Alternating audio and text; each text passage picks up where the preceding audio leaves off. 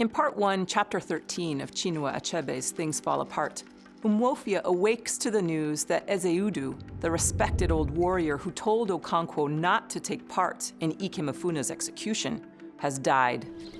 A cold shiver runs down Okonkwo's back as he recalls Ezeudu's warning. That boy calls you father, bear no hand in his death. Ezeudu was the oldest warrior in his village, and he had taken 3 of the clan's 4 titles. His large funeral reflects this status. In tribute, the men beat drums, brandish their machetes, and fire off their guns as well as cannons. As the funeral lasts, the tumult increased tenfold, and it reaches a fever heat. Okonkwo joins the men who shoot their guns and salute to Ezeudu, but his gun explodes unexpectedly, and the shrapnel pierces the heart of Ezeudu's 16-year-old son, killing him. Killing a clan member is an offense against the Earth Goddess. As penance, Okonkwo must leave. But because the killing was accidental, he'll be allowed to return to the village after 7 years.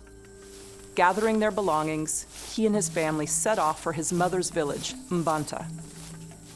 Ezeudu's neighbors, dressed in war garb, storm Okonkwo's compound and destroy it, symbolically cleansing the land that Okonkwo has soiled with their clansmen's blood.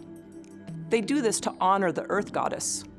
One of the men is Oberika, who questions the traditional cleansing ritual because the killing was an accident. Oberika is described as a man who thought about things. Part 1 of Achebe's novel ends with Okonkwo's exile from his village. It's clear that Okonkwo cannot escape the killing of Ikemefuna. The death of Ezeudu, who warned Okonkwo against harming Ikemefuna, is a reminder, and it occasions yet another killing that Okonkwo commits. This second killing, at Ezeudu's funeral, is accidental, yet the unintentional crime causes great upheaval in Okonkwo's life. We see again how his inexperience with guns leads to conflict.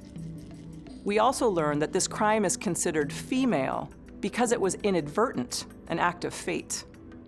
With it, Okonkwo has offended the Earth Goddess and must pay for his offense.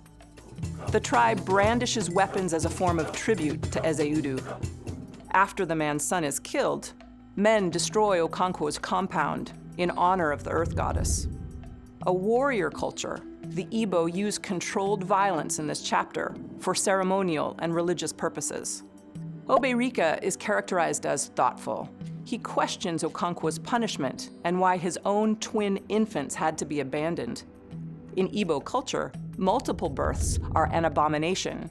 Twins are abandoned to die of natural causes in the evil forest. Oberika follows the clan's customs, even though he questions some of them.